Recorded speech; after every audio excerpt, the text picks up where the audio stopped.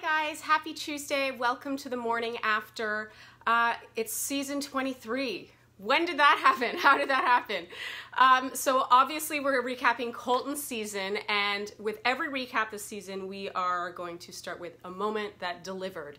And so this is in partnership with Skip the Dishes, and we're going to pretty much talk about, well, whatever I want to talk about, whatever moment I think really delivered. And I'm putting a lot of thought into these this season. And with that in mind, I think the moment that delivered in last night's season 23 premiere was, this is a moment that touched me. It was when the women saw Alex, I think it's D, she was the one in the sloth costume, and she was about to take off her sloth head.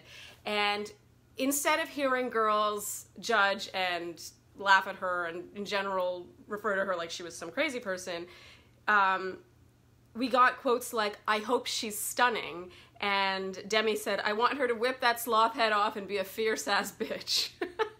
And this moment really kind of marked, I think, a change in this show, not only in how we watch it, but even the girls on it.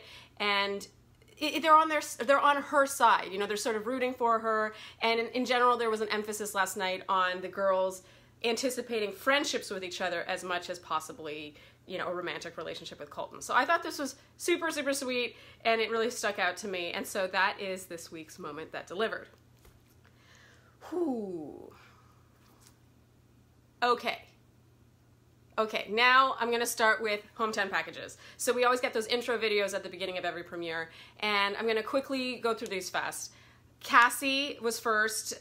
Based on, everything about Cassie to me screams frontrunner. If you read my Flair recap, she's my pick to win the season. She's understated, but I don't think to be underestimated. I love that she's a speech pathologist while a grad student. You know, she sounds like she's doing good, and she's ambitious, and she's smart and driven and all the right things. And she doesn't seem as arrogant as you think she could be, given how stunning she is.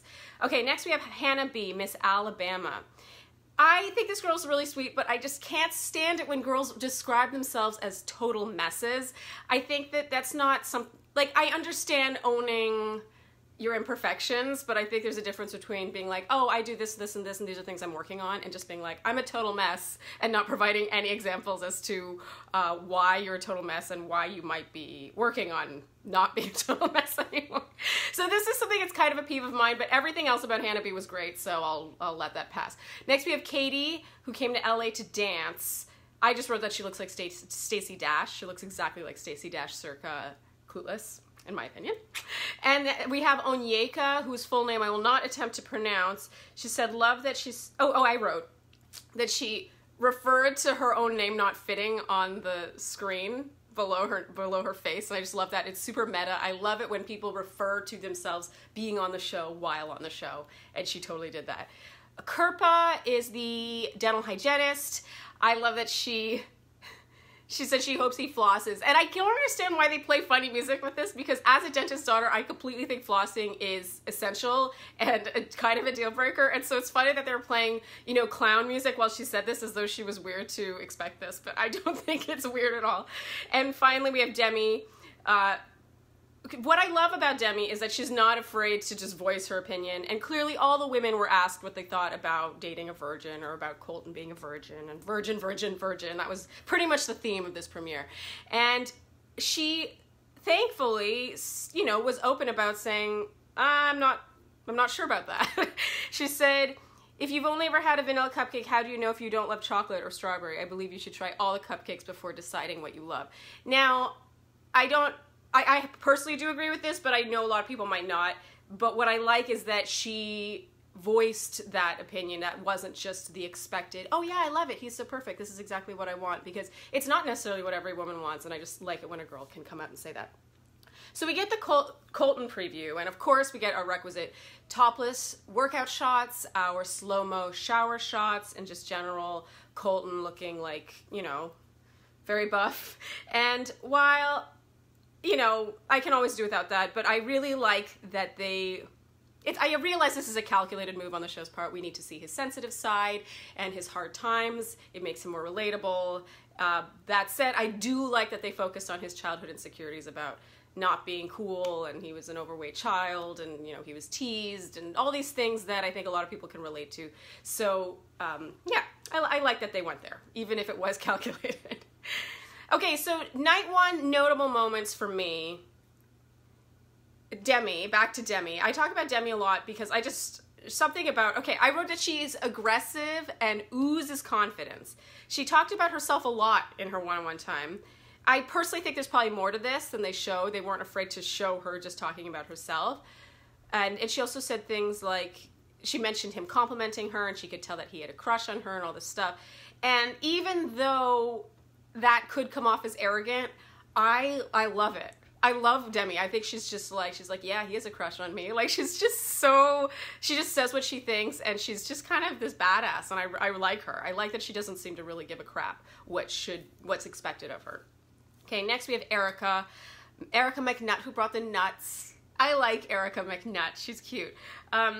Okay, I completely understand why she'd want to know about the virgin thing, but it pained me a bit when she brought that up in her first ever conversation with him. I talk about this in my recap, but I just really don't think that that's first conversation material. You know, maybe like deep into a one-on-one date, you can bring that up. I just think like, oh, he's explained it before. Can we not talk about that? And of course I realize that, you know, Erica probably voiced a concern about that, and her producer was like, well, then why don't you ask him? Like, see what he says, and if these are your concerns. And I get that she, you know, took them up on that and got an answer to her question. I wish that, especially her, because I really like her, I wish she wasn't the one to give in to that. That said, I relate to her curiosity about it. I just think she could have waited. Next we have Hannah G. Okay, Hannah G, first impression rose recipient. He told her that she stands out. And my favorite thing about Hannah G, beyond all the, you know, all her fanfare and first impression rose successes, is that she says it's a relief that he says she stands out because she's not someone who's usually competitive. And this stood out to me because I think that too many people take immediate pride in being competitive, when I think being competitive is not actually always a trait of which to be proud. And I don't think it brings out the best in people necessarily. Not always, I'm not making a blanket statement, but I like it when someone's just like, yeah, I'm actually not that competitive. I can relate to that, and I like that she had no qualms about just saying that. Next we have Kaylin, Miss North Carolina. She got the first kiss of the season, and there's tons of chemistry here. I actually have a bit of beef with what they discussed, but that's something that I won't waste your time here. I'll cover that over at the blog. But yeah, Kaylin got the first kiss. She's definitely not going anywhere. We have Sydney, who is the dancer. She brought out the string quartet and the dance lesson. I thought this was memorable but classy. It was a nice touch. I think too many people go with either memorable or classy, and she did both. It was nice. Okay, Catherine. Catherine. Okay, I know, I'm not going to waste my breath, because we all saw it coming. It happens every single season.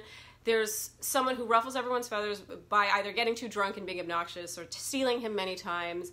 And, you know, we know that partially she was ripe for the picking in terms of producer manipulation. And also, there was a producer probably saying, hey, well, if you don't feel like you got enough time, like, go interrupt, like, get your time back. Like, you have to make the most of this. And, because I've said before that no one interrupts on night one without a go-ahead. There's a green light, you know, no one's just rolling up and interrupting. There's a lot of people involved, a lot of people behind the cameras. And so it felt very orchestrated and tired and done, and I was just not into it. Not into it. Okay. And that's not that I'm not into Catherine, actually. I mean, she could have behaved better, but I also feel like it just felt like, okay, we've seen this, it's just a new cast. Like, we've seen this a million times. Okay, no more breath wasted. Cassie. Back to Cassie. I have said I think she's going very far. Front runner music all the way through. She taught him sign language. It was very cute. Okay, Katie then. Let's see. Katie is the dancer. In her one-on-one time with Colton, she talked about believing in having your own separate lives and then having your thing together. And I completely agree with this. I think too many people think, oh, my partner will be my best friend, we'll do everything together, you know, partner in crime and all that stuff. Like, I understand the concept of best friend, partner in crime and all that stuff, but if people underestimate how important it is to have your own separate thing, and it's so important. It also makes your romantic relationship healthier. So Yay, Katie, I agree. And then Hannah B, she's the one, the hot mess, but I'm forgiving that. Okay. Yeah, Hannah B. I have nothing much to say about Hannah B. I thought she was great. But what bothers me about this is they're clearly pitting the two pageant girls against each other, even though there's really no evidence to suggest that they have any bad blood whatsoever. Hannah B, in a very kind and, like, you know, fashion, said in an ITM, oh yeah, Kaylin beat me, like, she was runner-up, no big deal, in Miss USA. And it's such a shame when there's no evidence to suggest that there is bad blood there, and yet we're being force-fed this storyline. I don't know if you noticed, but when Kaylin got the rose, they shot Hannah B's face. When Hannah got the rose, then they shot Kaylin's face. This is at the rose ceremony. And it's just like, we're so past this. We watch this show differently now. We don't need those, like, faux storylines. If that does emerge later in the season, then I want actual proof of it, and not just a sort of contrived conflict this early on. Okay, no more venting. Finally, rose ceremony. One thing to say about this, Colten gave Kaylin and Katie, the two girls he kissed, the first two roses in the rose ceremony. I thought that was pretty classy. Good job, Colten. All right, that's it for the premiere of season 23 of The Bachelor. It's a lot to cover.